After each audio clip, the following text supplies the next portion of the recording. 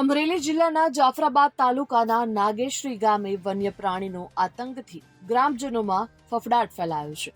જાફરાબાદ તાલુકાના નાગેશ્રી ગામે વન્ય પ્રાણી સિંહ અને દીપડાઓનો આતંક જોવા મળી રહ્યો છે. સિંહ અને દીપડાઓ અવારનવાર માનવભક્ષી બન્યા છે. નાગેશ્રી ગામે સિંહ અને દીપડાઓ અવારનવાર માનવીઓને ઈજા પહોંચાડે છે. ત્યારે નાગેશ્રી ગામે વાડી વિસ્તારમાં વસવાટ કરતા લોકો દ્વારા સિંહો અને દીપડાઓને પાંજરે પૂરવા માટેની માંગ કરવામાં આવી છે. વન વિભાગ વારંવાર દીપડાઓને પાંજરે પૂરીને લઈ તો જાય છે, પણ પ્રશ્ન તો એનો એ જ આવીને ઊભો રહે છે, જેને લઈને ખેડૂતો દ્વારા દીપડાઓ હિંસક પ્રાણીઓથી કાયમી મુક્તિ મળે તેવી માંગ કરવામાં આવી છે. નાગેશ્રીમાં બાગાયત ખેતી ઘણી છે અને બાળકોને ભણવા જવા માટે કાયમી ભય રહે છે. તો ખેડૂતોની એવી માંગ છે કે પાંજરા મૂકી દીપડાઓ અને સિંહોને પકડવામાં આવે તો ખેડૂતો ભયમુક્ત બને.